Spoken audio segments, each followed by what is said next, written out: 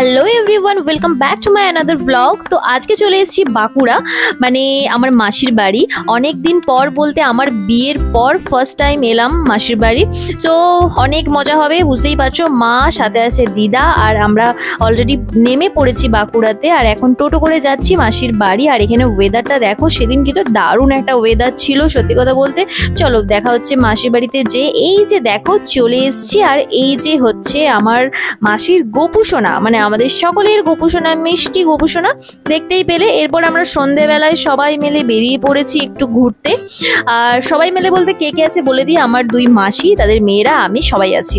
আর এখানে দেখো ইনি হচ্ছেন টিউশন থেকে একদম চলে এসছে, আমাদের সাথে জয়েন করেছে। এখানে আমরা সবাই মিলে তারপর ফুচকা খেতে চলে এলাম। দেখতেই পাচ্ছ একদম লাইন দিয়ে দাঁড়িয়ে পড়েছি, মানে এখানে আলাদা আর অন্য কেউ লোক দাঁড়াবার কোনো পজিশন নেই, আমরা সবাই এমনভাবে দাঁড়িয়েছি। দেখতে পাচ্ছ পুরো একটা লম্বা লাইন হয়ে গেছে, এতজন মিলে আমরা বেরিয়েছি।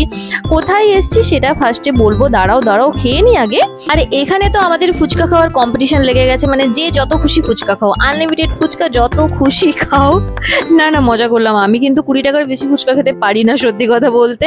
আর এইদিকে তানিয়া, ছোট মাসির মেয়ে, বলছে দাঁড়াও আমি তো টিউশন থেকে চলে এসেছি, আমি একটুখানি লিপস্টিক পরিনি, তোমরা সবাই সেজে গুজে এসছো, আমি দাঁড়াও লিপস্টিকটা একটু পরে নিই। তাই ওরা একটু ক্লিপ নিয়ে নিলাম।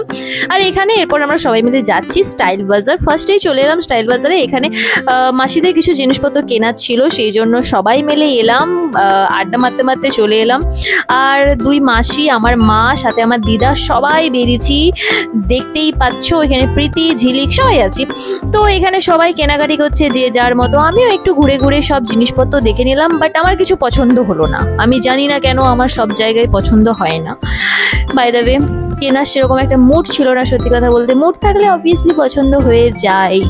যাই হোক, দেখো সবাই এখানে কিনছে, আমরা দেখছি, আমি ভিডিও বানাচ্ছি।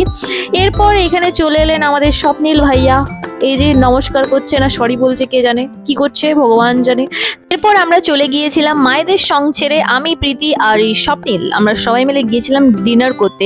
আমাদের সাথে আরো দুজন আছে, এই যে একটা দাদা আছে, সাথে ওর ওয়াইফ আছে, দেখতেই পাচ্ছ। সো এখানে ডিনার টিনার করে রাত্রেবেলা আমরা আবার বাড়ি চলে গিয়েছিলাম। তো আজকের ব্লগটা এইটুকুই, দেখা হচ্ছে নেক্সট ব্লগে। ততক্ষণের জন্য টাটা, বাই বাই।